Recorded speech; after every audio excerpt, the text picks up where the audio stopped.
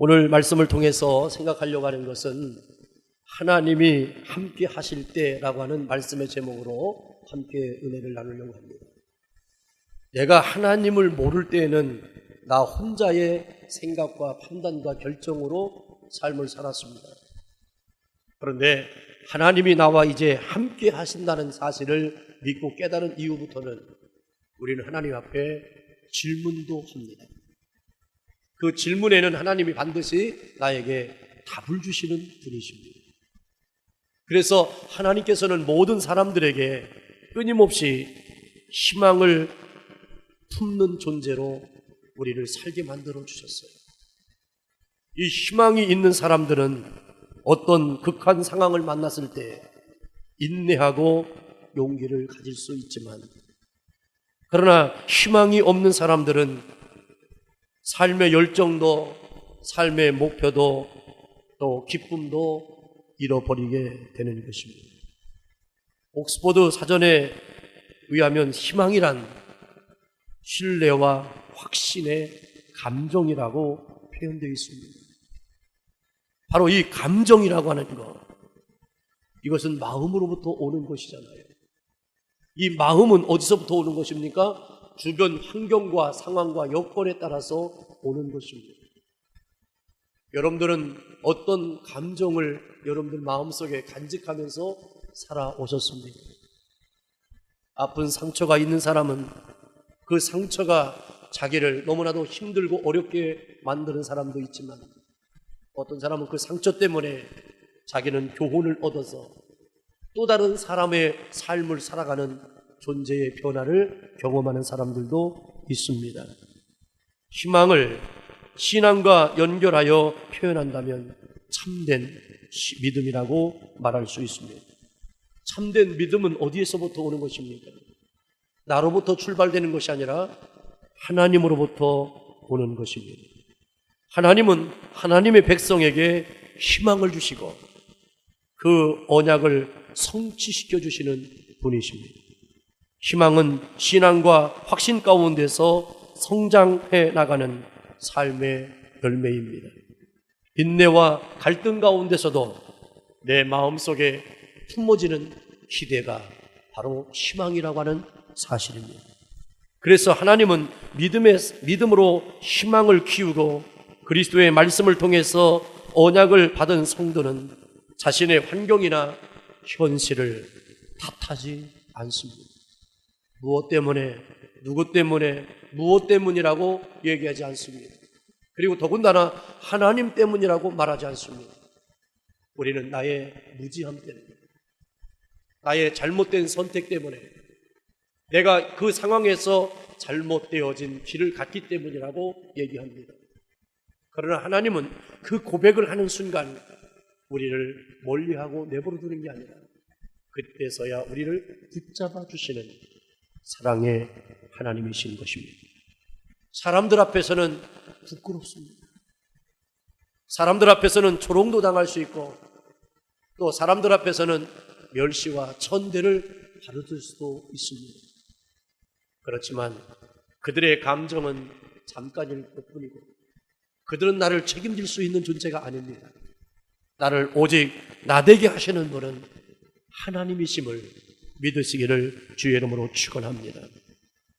현실 가운데서 하나님의 뜻을 깨닫고 믿음으로 순종하는 삶을 통해서 하나님이 살아계심을 증거하는 삶을 사는 것이 그리스도인의 삶의 목적이에요.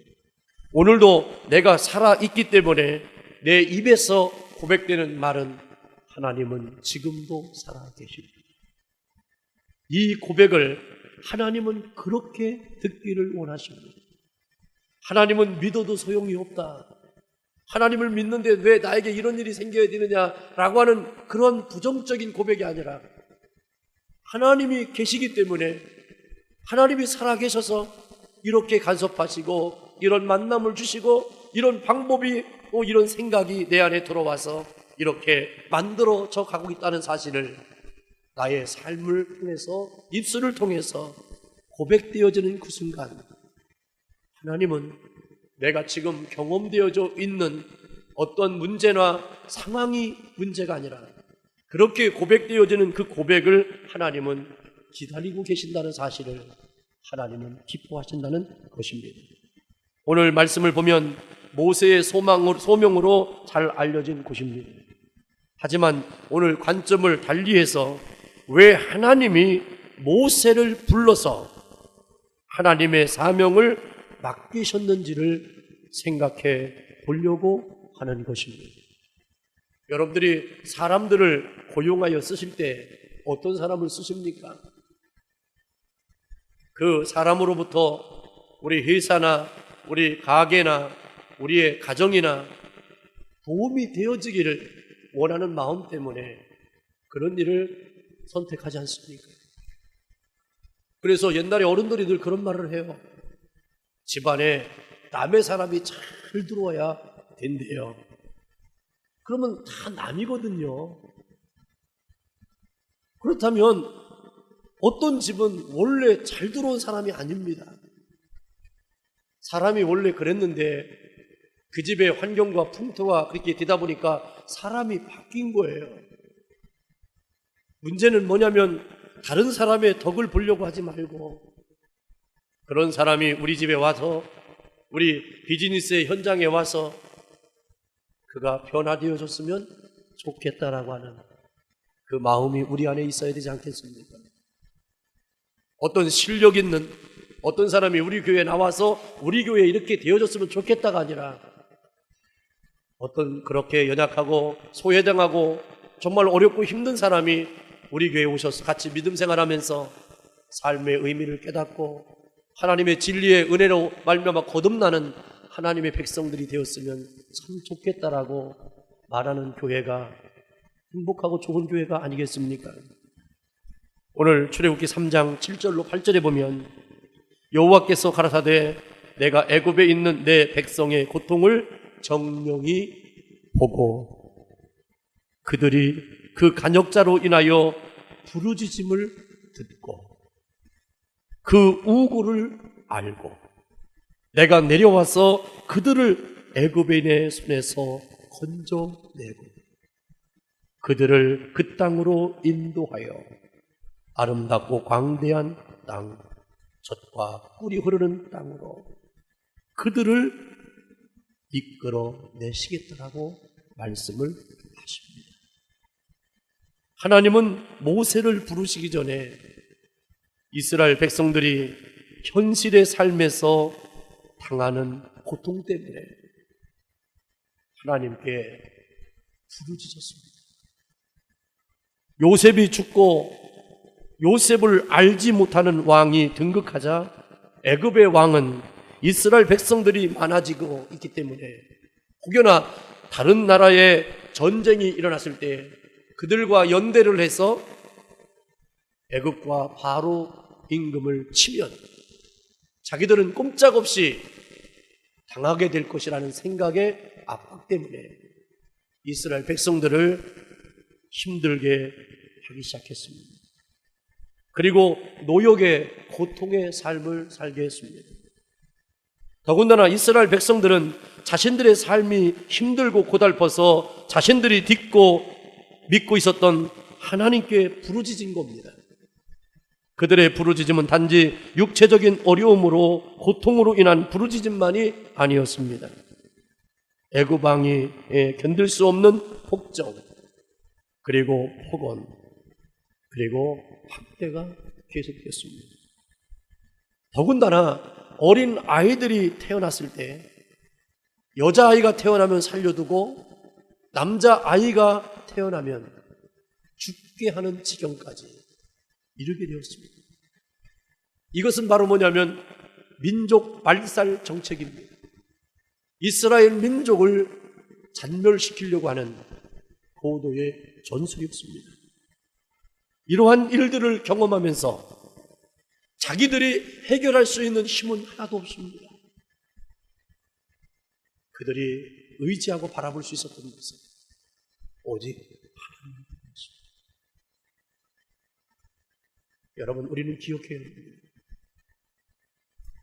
그 지경까지 내려가지 않을 때 우리는 부르짖어야 됩니다.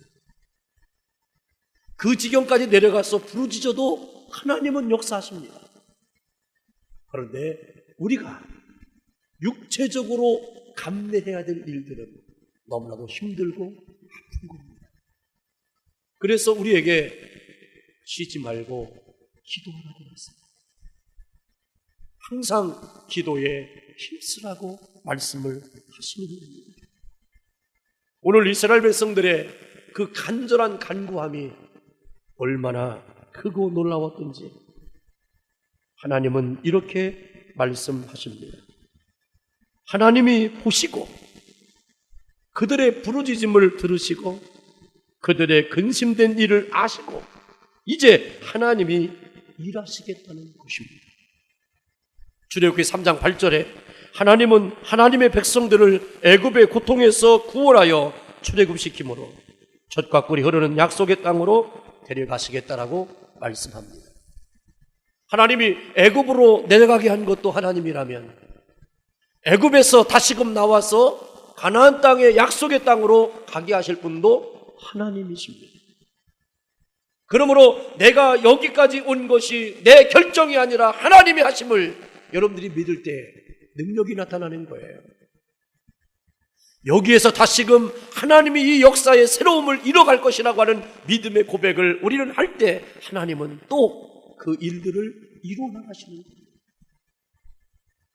내가 그렇게 얘기하니까 하나님이 그렇게 하시는 분이 아니라 하나님은 나에게 감동을 주셔서 하나님께 기도하게 만드는 거예요. 성령님은요, 우리의 깊은 것을 감찰하시고 하나님의 깊은 것까지도 아시는 성령님께서는 나에게 입술에 기도를 시켜서 그 기도의 열매를 하나님께로부터 맺게 만들어 주시는 겁니다. 이러한 일들을 감당하기 위해서 하나님은 이미 80년 전에 모세를 애굽 바로의 공주의 아들로 입양시켜서 애굽의 종교와 문화와 정치와 경제와 교육과 사회 전반에 걸쳐서 왕자로서 교육을 받게 하셨습니다. 40세에 자신의 민족을 생각하면서 자신의 힘으로 민족을 구원하기 위해서 그가 힘썼지만 결국 살인죄를 저지르고 말고 그 살인한 죄로 인하여 그는 미디안 광야 40년의 생활을 할 수밖에 없었습니다. 왕자로 삶을 살다가 미디안 광야에서 남의 양들이나 치는 그런 40년의 세월을 보낸다고 할 때 모세의 마음에는 상당히 절망감이 정말로 차고 넘쳤을 것입니다. 내가 왜 살아야 되는지, 내가 왜 이렇게까지 해야 되는지. 모세는 몰라도 하나님의 계획 가운데는 놀라운 일들이 준비되어 있다는 사실입니다. 애굽에서 종살이하고 있는 큰 민족을 이루었던 아브라함의 약속의 성취의 날이 이루었을 때 그들을 광야 40년의 길을 인도할 자는 광야 생활에 40년을 경험했던 모세를 통한 하나님의 일들이었다고 하는 사실입니다. 우리는 모르지만 하나님은 지금도 여러분들을 위해서 일하고 계시고 우리 교회를 위해서 일하시고 이 민족과 세계에 구원받은 주의 백성들을 위해서 일하시는 좋으신 아버지 하나님이심을 믿으시기를 주의 이름으로 축원합니다. 오늘 본문 9절에 보면 하나님은 모세를 부르시고 하나님의 백성들을 애굽에서 인도해낼 사명자로 그를 부르셨다라고 증거하고 있습니다. 우리의 삶을 보면 지나칠 정도로 염려하고 걱정하고 근심에 빠지는 것은 하나님이 기뻐하시는 삶이 아닌 것 같습니다. 우리가 교동문에서도 읽었듯이 우리가 염려하는 것은 하나님을 모르는 사람들이 행하는 염려라는 것입니다. 우리의 염려가 이 땅에서 살아가는 동안에 없을 수는 없지만 그러나 내가 정말로 염려해야 될 것은 그의 나라와 그의 의의를 구하기 위하여 하나님 내가 어떻게 해야 하나님의 뜻을 이루고 하나님께 영광을 돌릴 수 있겠습니까? 라고 하는 그 차원에서의 고민과 염려만을 하나님은 여러분들에게 허락해 주셨어요. 입을 것과 마실 것과 먹을 것 때문에 앞으로 내가 어떤 것이 앞으로 있을런지에 대한 것에 대한 염려를 하나님은 여러분들에게 허락한 적이 없어요. 하나님이 허락하지 않은 것을 우리는 하고 있어요. 그래서 때로는요, 잠도 못 자요. 먹은 음식이 체해서 약을 먹어야 돼요. 너무너무 고민을 많이 해서 몸살이 나고 너무너무 힘들어서 탈진되어져서 더 이상 소망을 품을 수 없을 만큼 낙심의 끝자락에 누워있는 분들이 계시다면 오늘 여러분들에게 깨달아야 될 것은 오직 한 가지. 그럼에도 불구하고 하나님은 나와 함께 계십니다. 근데 그 하나님은 살아계신 것입니다. 오늘 모세에게 주시는 음성이 바로 그 말씀인 것입니다. 하나님은 모세를 부르실 때 모세에게 하신 말씀은 하나님은 살아계신 하나님이라는 겁니다. 6절에 나는 내 조상의 하나님이니 아브라함의 하나님, 이삭의 하나님, 야곱의 하나님이라고 말씀하세요. 이 얘기는 바로 뭐냐면 지금 아브라함은 존재하지 않습니다. 이삭도 존재하지 않고 야곱도 존재하지 않습니다. 오직 이 땅에 존재하는 자는 누구요? 나요. 그래서 그 하나님은 나의 하나님이라고 고백합니다. 그 살아 역사하셨던 그 놀라운 일들을 이루셨던 그 하나님이 여러분들의 주가 되셨습니다. 여러분들을 통한 하나님의 거룩함을 이루어 나가신다는 것입니다.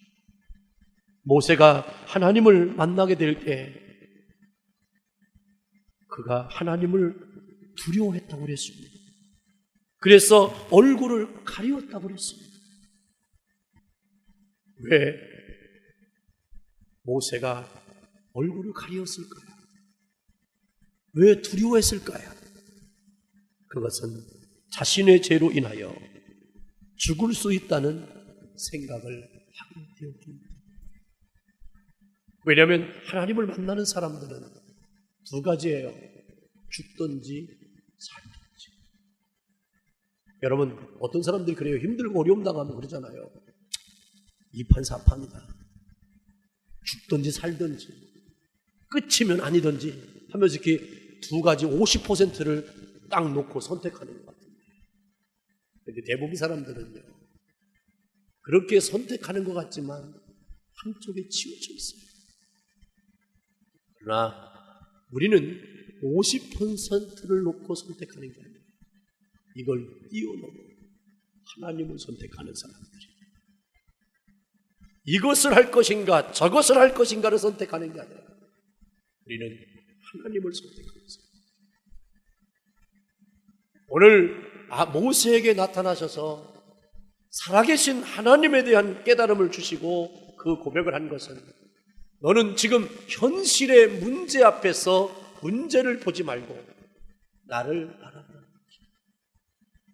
나를 선택하라는 것입니다. 이스라엘 백성들을 보는 것이 아니라 그들을 하나님의 백성이라고 얘기했어요. 여러분, 우리는 모든 사람들을 나에게 속한 자로 보니까 힘든 거예요. 그들을 하나님의 사람으로 봐주십니다. 자녀들에게 왜 섭섭하고 서운합니까? 내 자식이라고 생각했었거든요. 그러나 하나님의 자녀로 바뀌세요. 교회에서도 마찬가지잖아요. 뭐가 그렇게 섭섭하고 서운하십니까? 하나님의 사람으로 대하셔요. 하나님의 사람으로 대할 때 우리는 하나님을 선택하는 사람이 되는 것입니다. 성도가 하나님의 거룩하심을 보고 나면 그 거룩하심 앞에 자신의 존재를 깨닫고 자신의 죄로 인한 두려움이 생기는 겁니다. 우리가 하나님께 예배할 때 하나님의 임재를 경험하게 됩니다. 하나님 앞에 서 있는 자신의 존재를 보게 될 때 주님의 크신 사랑을 깨닫게 되고 나를 구속해 주신 사랑에 감격해서 하나님을 경배하고 높이는 일이 예배의 삶인 것입니다. 그래서 우리는 예배를 그렇게 중요하게 여기는 거예요. 이렇게 함께 그 믿음의 공동체, 함께 신앙을 고백하는 사람들이 모여서 하나님을 영화롭게 합니다. 내가 혼자 독창하는 것도 중요하지만 더 중요한 것은 우리가 함께 찬양하는 것입니다. 그래서 우리의 마음을 모아서 합력하여 선을 이루어 나가는 일들을 우리에게 허락하신 것입니다. 오늘도 살아계신 하나님 앞에 나와서 믿음으로 예배하는 우리 성도들은 하나님 앞에서 자신의 부족함을 깨닫고 나를 사랑하시고 축복해 주시고 사용해 주시는 하나님의 은혜에 감사하며 살게 되는 것입니다. 하나님은 우리의 삶을 감찰하시는 분이십니다. 오늘도 그들을 보시고 그들을 알고 그들의 기도를 듣고 그들의 문제를 해결해 주시려고 하나님이 친히 오셨다라고 말씀을 하십니다. 그런데 하나님이 친히 오셔서 하실 일을 모세에게 맡기셨다는 거예요. 오늘 이 시대에도 여러분들은 하나님의 보내심을 받은 자의 존재감으로 여러분들이 살아가 주셔야 됩니다. 7절을 보시면 하나님은 하나님의 백성의 고통을 보고 감독자들로 말미암아 고통에서 부르짖는 소리를 듣고 그들의 근심을 알았다라고 말씀합니다. 사람은 이웃이 자신의 어려움에 대해서 말할 때 100% 공감하지 못합니다. 왜냐하면 내가 처한 현실과 상황이 다르기 때문이에요. 그냥 그럴 것이다 하고 이해하는 수준에서 공감하는 것입니다. 그렇지만 하나님은요, 공감하는 차원이 아니라 감찰하시는 분이세요. 시작부터 그 중심까지 하나님은 파고 들어가 주셔서 우리의 모든 것을 알고 계심에 뿌리부터 모든 것을 치료하셔서 온전하게 우리를 만들어 주시는 것입니다. 사람들이 이무전 씨 병원에 가면 보호자들은요 막 난리를 쳐요. 의사 선생님들한테 항의를 해요. 왜 치료 안 하냐고, 왜 빨리 주사를 안 넣냐고, 왜 빨리 뭐를 안 하냐고 자꾸만 재촉해요. 그럴 때 의사들은요 눈만 멀뚱멀뚱 뜨고 가만히 있어요. 이유는 한 가지입니다. 진단을 해야 치료하기 때문입니다. 우리는 여기가 치아가 아파가지고 요것 때문에 갔어요. 그랬더니 간호사가 오더니 입을 벌리라고 하더니 뭘 끼더니 엑스레이를 빵 찍더니 여기도 찍고 앞에도 찍고 밑에도 찍고 막 찍더니 8방을 찍어. 찍을 때마다 우리는 뭐가 생각납니까?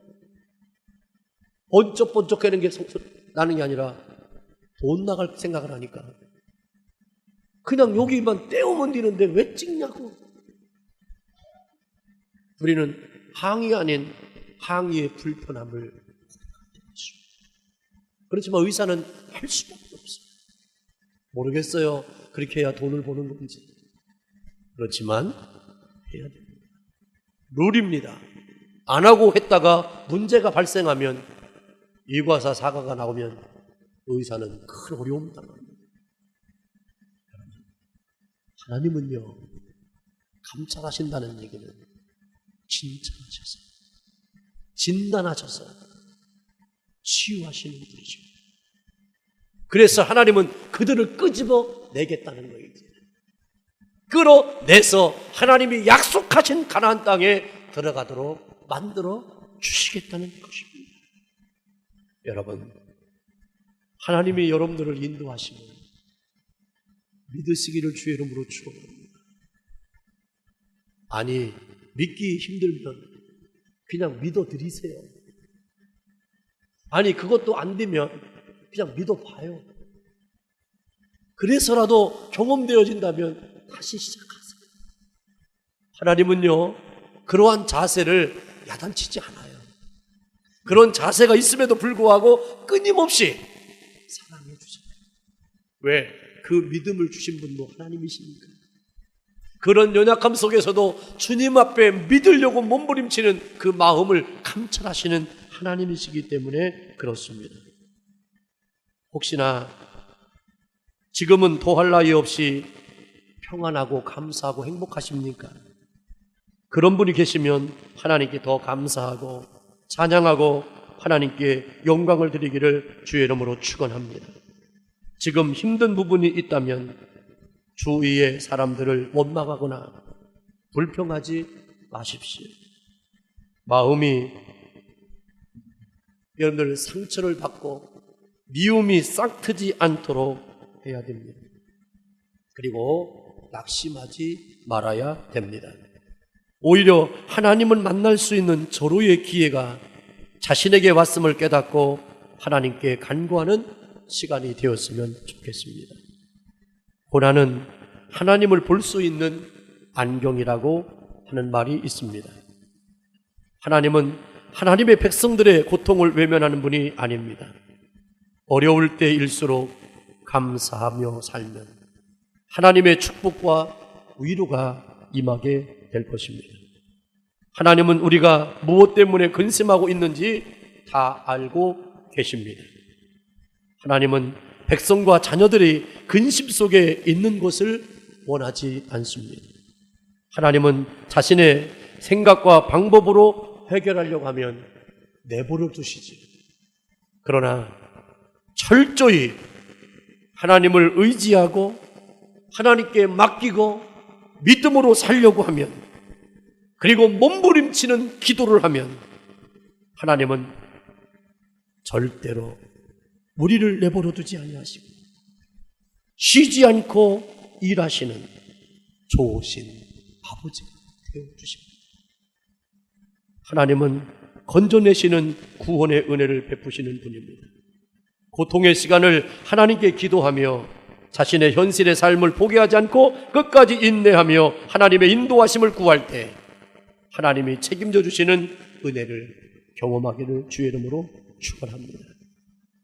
하나님은 사람들이 죄악으로 인하여 기가 막혀 하나님의 말씀을 듣지 못하고 있을 때 사랑하는 예수님을 이 땅에 보내주셔서 구원의 기쁜 소식을 온 땅에 전파했습니다. 예수 그리스도를 이 땅에 보내주신 것은 십자가에 못 박아 죽게 하기 위해서, 그리고 하나님의 용서의 은총이 임하도록 예수님을 십자가에 제물되게 하시기 위해서 보내셨습니다. 예수님의 제자들은 예수님이 예루살렘에 올라가셔서 왕이 되면 나를 오른편에 나를 좌편에 올려달라고 자리적 싸움, 누가 크냐라고 자리적 싸움을 할 때 예수님은 눈물을 흘릴 수밖에 없습니다. 나는 죽으러 가는데 너희들은 살려고 합니다. 여러분, 죽으려고 하는 사람에게는요 욕심이 없습니다. 욕심을 가지면 추해지는 거예요. 우리 그리스도인들은요 욕심을 가지면 추해져요. 여러분들이 비우고 내려놓고요 낮아지면 하나님은 높이시고 채우시고 해결해 주시는 분이십니다.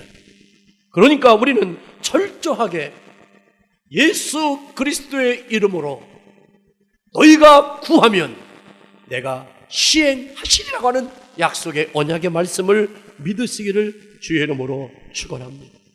십자가에서 구속의 은총을 믿고 믿는 자마다 멸망치 않고 영생을 얻는 구원의 은혜를 베풀어 주신다고 말씀하지 않았습니까? 하나님의 구원의 은혜는 나의 선행으로 성취되지 못합니다. 물론 다른 사람보다 선행을 하면 다른 사람들이 나를 보고 좀 더 다른 사람으로 볼 수는 있겠지만 나의 선행이 나를 구원해 주지 못합니다. 내가 다른 사람들보다 법과 질서를 잘 지킴으로 양심에 꺼리는 일이 없다면 해서 구원의 은혜를 받는 것이 아닙니다. 물론 윤리적으로나 도덕적으로 바른 삶을 살았다는 인정을 받을 수 있지는 모르지만 구원의 은혜를 누리지는 못하는 것입니다. 구원과 은혜는 오직 예수 그리스도를 믿음으로 말미암아 하나님이 거저 주시는 축복의 선물입니다. 이 선물을 받기 위해서는 믿음으로 고백하면 되는 것입니다. 우리를 향하신 하나님의 눈빛은 오직 사랑의 눈빛 외에는 없습니다. 그 하나님의 사랑, 예수님의 사랑이 죄인된 우리를 구원하시기 위해서 베풀어 주신 그 은혜의 사랑의 눈빛을 우리는 경험해야 되는 것입니다. 사랑의 눈빛을 보면 거슬려 볼 것이 하나도 없어요. 내 눈이 남에 대하여 자꾸만 거슬리는 것이 보이걸랑 그 사람의 행위를 사찰려 가지 마시고 자신을 점검해 보아야 됩니다. 내 어찌 이토록 예수님의 사랑이 여러분 그렇지 않습니까? 그 사람은 하나도 바뀐 게 없어요. 그 사람을 바꾸려고 하지 마세요. 나를 바꾸면 돼요. 여러분들이 마음이 아프십니까? 그러면 즐거운 마음으로 바꾸셔야 돼요. 여러분들이 지금 힘들다고 얘기하십니까? 나는 감당할 수 있다라고 얘기하십시오. 나는 저 사람이 밉습니까? 밉다고 말하지 마십시오. 내가 저를 더 사랑해야 될 존재. 인정하셔야 됩니다. 그래야 내 안에 예수 그리스도의 이름의 능력이 나타나는 거예요. 그래서 우리는 고백합니다. 하나님, 나는 정말 못하겠어요. 그랬더니 하나님이요 이렇게 말씀하시잖아요. 그러면 누가 하냐? 네가 해야지. 나는 못한다니까요. 그러면 주님이 이렇게 말씀하세요. 그러면 내가 할게. 그런데 내가 할게 해놓고요 그 사람을 바꿔놓는 게 아니라 누굴 바꿔놓으셔? 나를 바꿔놓으시네. 오늘 모세에게 하나님이 다가오셔서 이렇게 말씀하세요. 10절에 보면 이제 내가 너를 바로에게 보내어 너로 내 백성 이스라엘 자손을 애굽에서 인도하여 내게 하리라라고 말씀하세요. 그랬더니 모세가요 이렇게 대답하죠. 내가 누구간데 바로에게 가며 이스라엘 자손을 애굽에서 인도하여 내리까. 하나님은요 모세에게 축복의 말씀을 하세요. 12절 내가 정녕 너와 함께 있으리라. 내가 백성을 애굽에서 인도해낸 후에 너희가 이 산에서 하나님을 섬기리니 이것이 내가 너를 보낸 증거니라. 모세는 못한다고 그랬어요. 근데요 하나님이 뭐라고 말씀하시냐면 내가 너와 함께 할 테니까 너는 그냥 가만히 있기만 하래. 내가 한다는 거예요. 오늘 우리는 모세에게 이렇게 말씀하신 하나님의 음성을 소유하기를 주의 이름으로 축원합니다. 내가 누구간데 나는 못합니다. 나는 안 되는데요. 내가 어떻게 합니까? 라고 얘기할 때 우리는 하나님 한 말씀만 외치면 돼요. 하나님 나와 함께 해주세요. 하나님 나와 함께 해주신다면 나는 못하지만 주님이 하시잖아요. 주님이 직접 하시든 나를 통해서 하시든 하시잖아요. 어떤 사람을 통해서 나에게 도움이 돼서 그 일을 행하던 하나님이 하시면 되는 거 아니에요. 하나님은요 모세에게 말씀하십니다. 내가 너와 함께 할게. 내가 너와 함께 할게. 그러니까 너는 그렇게 할 수 있게 되는 거야. 이것이 바로 오늘 하나님이 함께하는 자에게 누려지는 축복입니다. 그래서 우리는 수고하고 무거운 짐진 자들아 다 내게로 오래요. 다 오면 어떡하겠어요. 행복한 사람, 즐거운 사람, 감사한 사람이 와야 좋지. 맨날 얼굴에 인상이나 푹푹 쓰고 그냥 머리 흐트러뜨리고 그냥 예쁜 스카프도 안 메고 그냥 까만 것만 메고 오고 그냥 막 이렇게 오면요 얼마나 힘들고 어렵겠어요.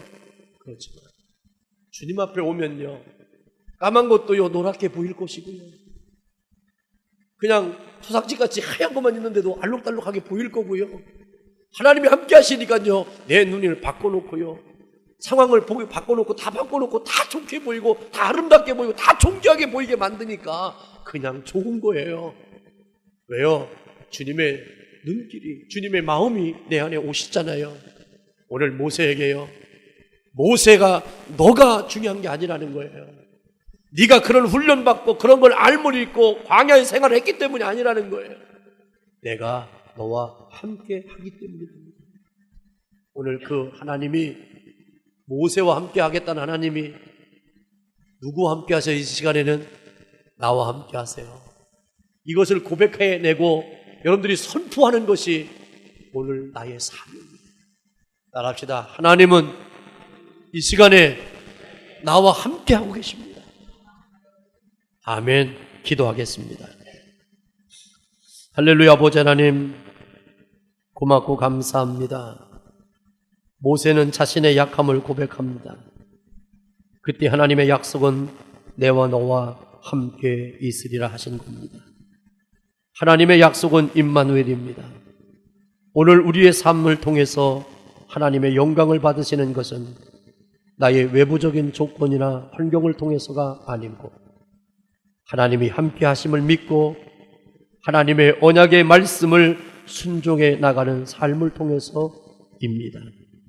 주님께 믿음으로 순종하여 하나님께 영광 돌리고 우리의 삶에서 함께 살아 역사하시는 하나님의 은혜를 받은 자 되어 이 시대에 산 증인 되기를 갈망하는 사랑의 교회와 온 성도들에게 오늘도 모세와 함께하마 약속하신 그 하나님이 나의 주님이 되어주심을 일평생 동안 고백하며 믿음의 최후의 승리자들이 되는 하나님의 사람들로 복의 복을 더하시기를 예수님의 이름으로 기도하옵나이다.